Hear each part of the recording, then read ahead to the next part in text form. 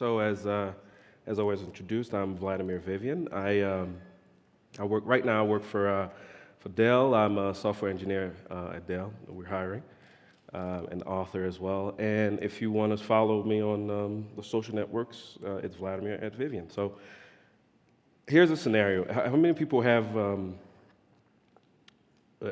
actually know about the fact that you can go from other languages? All right, awesome. Well, so this will be a review for you. So anyway, scenario, you have an awesome API that you've written in Go, and now that you're part of a larger project and you want to share your awesome API with other languages that happen to be not Go. And so, how do you do it? Or what can you do? And you're like, well, so what? I mean, that's what we do every day. We just create a bunch of web services or start shuffling JSON over HTTP and have another stack of web services, right? So that's probably most people, that's what they would think how to share their awesome API if it's written in Go. But if we add another caveat to that scenario where, okay, the code has to be small, maybe it has to be called by some kind of legacy code, such as written in Python, Ruby, or Java. Maybe the code is run on a small device with minimal traffic to save energy, and we prefer not to make any HTTP call anywhere. So then what do you do? So now maybe I have your attention, and you're like, well, show me what you got. Well, this is what I got. Hopefully some of you got that reference. So the Go execution modes, which were introduced, I believe, in 1.5, were introduced in 1.5, allow the Go packages to be compiled in several formats, one of them being the C shared libraries, as we'll see. Now, if you want to see what all the modes that are supported, you could do Go help build mode, and you'll see a bunch of them. But the one we're interested in today is the one that generate shared object files that support C-style APIs.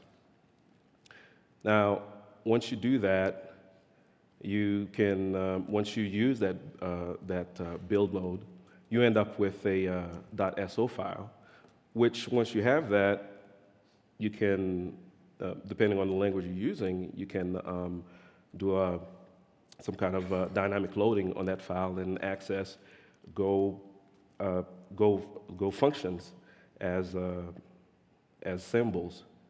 Now, let's take a look at what your Go awesome package would look like. So there's a simple code up there. There's nothing different that you wouldn't recognize, really. The first thing to look is the import C that we have up there. That's one of the requirements, and that's pretty much it. And then the other requirement is at the bottom, you have to have an empty main. But everything else, all your functions that you are interested in exporting to be accessed by the other languages, the requirements are that you put the export comment right on top of it and the name of the symbol that you want to export it as, and that is it. So once you do that, the code that's in your Go package is ready to be compiled as a library, as a C, excuse me, as a C-style library, and we'll see how to do that. So using the Go compiler, you issue a Go build command, and you pass it a couple of parameters. One is the name of the SO file that you want to end up with, and then obviously using the build mode equals C shared. Once you do that, you end up with two files. One is a header file. It's a C header file, and the other one is the actual shared object library that has your exported code in it. Now, let's take a look at the header file. So if you want to integrate your code with C, then you have your header file. That is not a big deal. You can just do dynamic linking with your Go code, and you're done.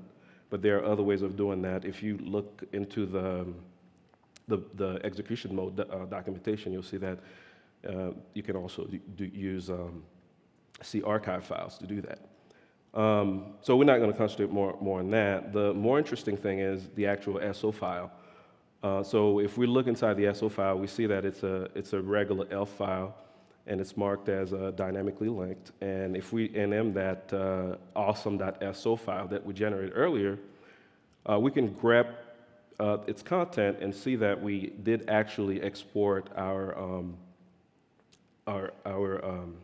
functions as symbols in that file. Now, once you have the SO file and you verify that everything is exported, then you're ready.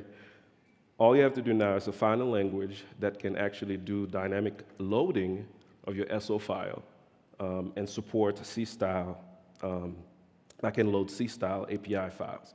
And pretty much a good chunk of languages out there can do that. So let's look at how to do it in Python. Very simply, we use the C-types import library, which is a foreign function interface invocation library that allows you to do that kind of thing. So in the bolded line in the pane on the left, you can see one of the first thing we do is to use CDLL load library, and we pass it the name of the SO file that we compiled earlier. And once you do that, you're going to have to do some type mapping in your language to access the exported functions and also the exported types that those functions can accept. So that's what the bulk of the code you're looking at, that's what it's doing. In the forefront panel, what we're doing is basically creating a class in Python that maps a Go slice, and we do the same thing further down using a class to map a Go string. Once we do that, once we have those type mapping, we can invoke the functions we exported and pass those the data types that we declare here. So pretty much everything all other languages use similar techniques. So if we look at Ruby, is something very similar. On the left, we're using an FFI library to load the SO file we generated, and then we do some type mapping for a slice. We do another one for I think somewhere down there for a string, and we do some function attachment that declares the external function that's in our SO file, and do some type mapping there, and then we can call that function. It's the same thing if we do it from Node, very similar approach. Again, you use an FFI library to do the same thing, and then you do some type mapping, and then you're able to call the function and pass the data that you've mapped. Same thing in Java. Yes, you can do that in Java.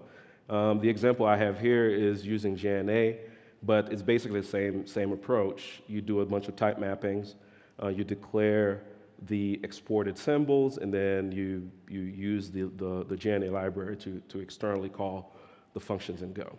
So other languages that I've tested with, C obviously, Lua and Julia, actually a couple people from the web contributed the code for Lua and Julia.